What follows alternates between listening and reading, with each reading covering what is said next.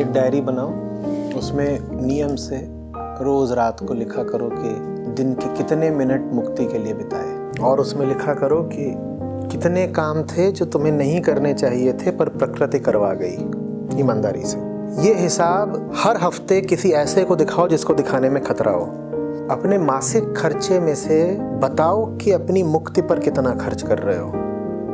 महीने भर में जितना भी खर्च करा उसमें से पेट पर कितना करा, खाल पर कितना करा, गर्व पर कितना करा, मोह पर कितना करा, काम वासना पर कितना करा, और ये सब करने के बाद मुक्ति के लिए कुछ बचा खर्च करने के लिए? क्या तुमने अपनी मुक्ति के लिए यात्रा करी? क्योंकि यात्रा तो करते ही हो, घर से दफ्तर तक की, दफ्तर से बाजार तक की, और बाजार से घर तक की, रिश्तेदारों के यहाँ तक की, ये भी यात्राएं ही तो हैं। तो यात्राओं में मुक्ति के लिए कौन सी यात्रा करी?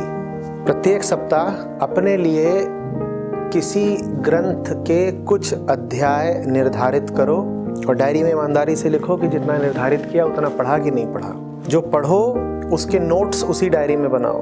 हर महीने खाने की किसी एक चीज़ का त्याग करना है और कोई एक चीज़ भोजन में शामिल करनी है। साल के अंत में 12 चीज़ें छोड़ देनी है और 12 नई चीज़ें शामिल कर लेनी है। चीज़ खाने के अलावा पीने की भी हो सकती है, खासतौर पे छोड़ने की दिशा में।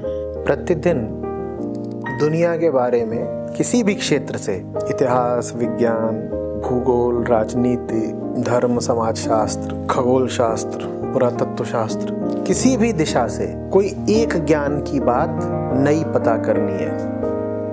किसी एक खेल में साल खत्म होने से पहले इतनी योग्यता हासिल कर लेनी है कि उसे सम्मान पूर्वक किसी के साथ भी खेल सको। शारीरिक खेल की बात कर रहा हूँ। कोई एक कला विकसित करनी है, अगर वो कला संगीत या किसी वाद्य यंत्र से संबंधित हो तो सबसे अच्छा। पर्यावरण और पशुओं के प्रति जागरूकता बढ़ाने के लिए किसी सार्थक अभियान का हिस्सा बने। अगर आपके पास धन की कोई कमी नहीं है तो किसी गरीब बच्चे के भरण पोषण और शिक्षा की जिम्मेदारी अपने ऊपर ले। और ये जो आखिरी बिंदु है, इसका मतलब ये नहीं है कि कहीं पैसा दे आए, इसका मतलब ये है कि आपको उसके अभिभावक की तरह ये सुनिश्चित करना होगा कि उस बच्चे का विकास हो रहा है।